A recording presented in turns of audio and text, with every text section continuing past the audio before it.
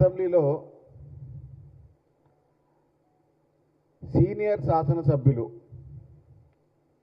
Senior మంత్రిగా పనిచేశారు కడియం శ్రీహరి గారిని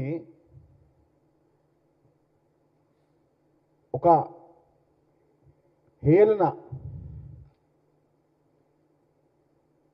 ఒక దురదృష్టకరమైన మాటలు మాట్లాడుకుంటూ BRS party MLA YouTube star accidental star accidental leader పాడి కౌశిక్ చిల్లరగా మాట్లాడుతున్నాడు.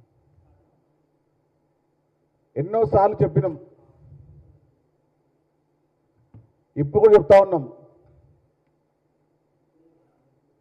కౌశిక్ రెడ్డి అనే ఒక అడ్డగాడిద ఆవు తోలు కప్పుకున్నటువంటి ఒక అడ్డగాడిద అంటున్నాం. కౌశిక్ అనే శాసనసభ్యుడు హుజూరాబాద్లో ఉండటము ఉమ్మడి కరీంనగర్ జిల్లా యొక్క రాజకీయంలో ఇదొక తీయని మచ్చ. ఇంకెన్నేళ్ళు, గత 10 ఏళ్ళు బీఆర్ఎస్ పార్టీ దళిత వర్గాన్ని స్పష్టంగా అవమానపరిచింది, అవహేళన చేసింది. అదేవిధంగా నిర్మాణంలో కూడా ఎక్కడ కూడా వారి పాత్ర లేకుండా చేసింది. ఇప్పుడు చెప్తున్నాము, కౌశిక్ రెడ్డి ఒక అడ్డగాడిద,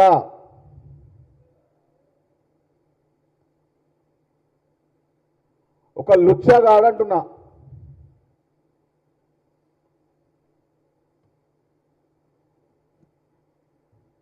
ఎప్పుడు కూడా చిల్లర వ్యవహారాలు, చిల్లర మాటలు, చిల్లర పనులు, బచ్పన్ ఖయాలు, ఇంకా బచ్పన్ ఖయాల్లో చిల్లర పనులు చేస్తున్నటువంటి కౌశిక్ రెడ్డి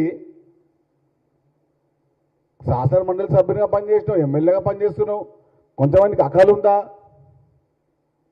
దీంతో స్పష్టమవుతుంది, ఇప్పటికీ కూడా బీఆర్ఎస్ పార్టీ నాయకులు దళిత వర్గాలపైన, దళిత నాయకులపైన కపట ప్రేమని చూపిస్తూనే ఉన్నారు.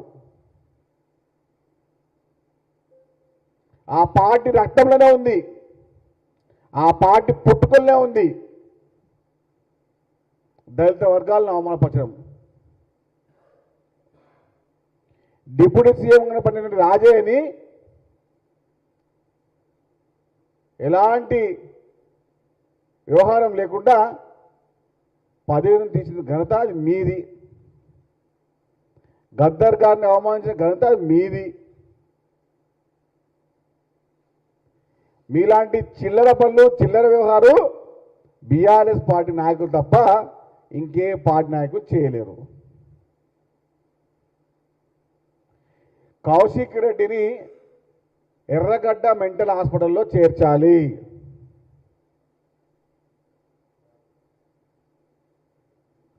దానికయ్యే పూర్తి ఖర్చు నేను భరిస్తాను. కౌశిక్ రెడ్డిని తక్షణమే ఈరోజే ఇప్పుడే ఎర్రగడ్డ మెంటల్ హాస్పిటల్లో కౌశిక్ రెడ్డిని చేర్పించాలి. తద్వారా అయ్యే పూర్తి వైద్య ఖర్చులు స్వయంగా నేనే భరిస్తాను.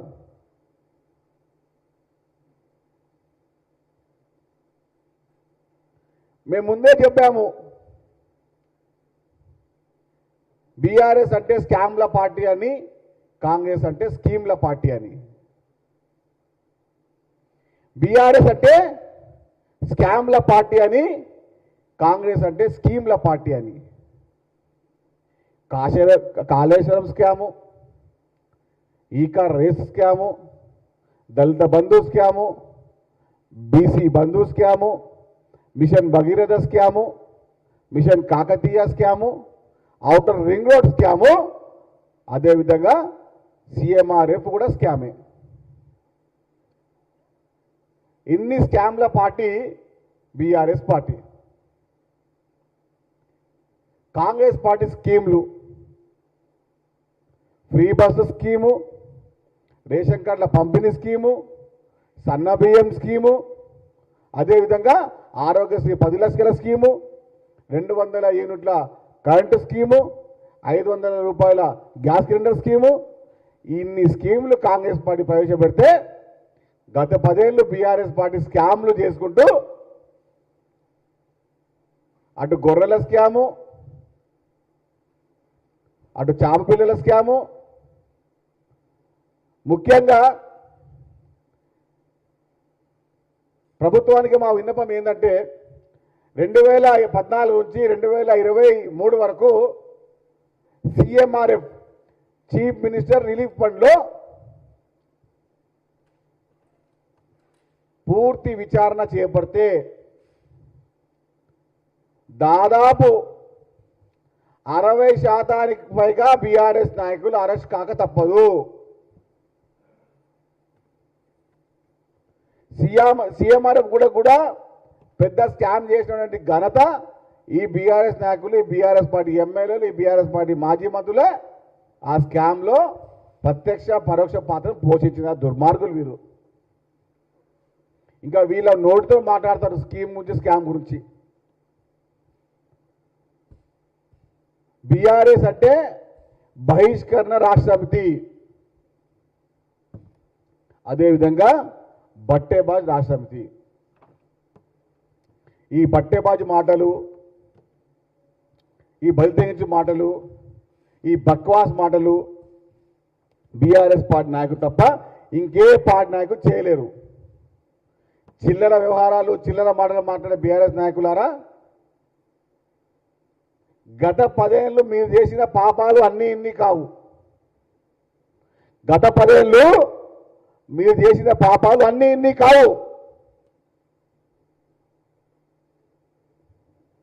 ఇలాంటి దుర్మార్గమైన పాలన గత 10 ఏళ్ళు మీరు తెలంగాణ ప్రజలని, తెలంగాణ అన్ని వర్గాలని అవమానపరిచి, అవహేళన చేసి, ఇబ్బంది పెట్టి, నానా యాతన పెట్టి, ఇప్పుడు వచ్చి ముసలి కన్నీరు కారుస్తూ ఉన్నారు, కబడ్డీ నాటకాలు ఆడుతూ ఉన్నారు. చిల్లర మాటలు బంద్ చేయ కేటీఆర్. నిన్న అసెంబ్లీలో చూస్తూ ఉంటే చిల్లర వ్యవహారం, గల్లీల్లో తాగుబోతుల్లాగా, గల్లీలలో తాగేసి తాగుబోతుల్లాగా నిన్న అసెంబ్లీలో కూర్చొని ఇంకా అహంకారాన్ని మర్చిపోని ఆ వ్యవహారం ఎందుకైనా గత 10 ఏళ్లలో మంత్రులు చేసినారు, దానికన్నా ముందు ఎమ్మెల్యే చేశారు, ఇప్పుడు ఎమ్మెల్యే చేస్తున్నారు. నిండు శాసనసభలో, దేవాలయమైన శాసనసభలో చిల్లర మాటలు, చిల్లర పనులు, చిల్లర వ్యవహారాలు తెలంగాణ సంస్కృతిని, తెలంగాణ ఒక సచివాలయాన్ని అవహేళన చేసినటువంటి కల్వకుంట్ల తారక రామారావు ఇంకా అహంకారంగానే చేస్తూ ఉన్నాడు. ఈ అహంకారానికి గుణపాఠం తప్పదు. మీరు చేసిన చిల్లర పనులకు మూల్యం చెల్లించక తప్పదు.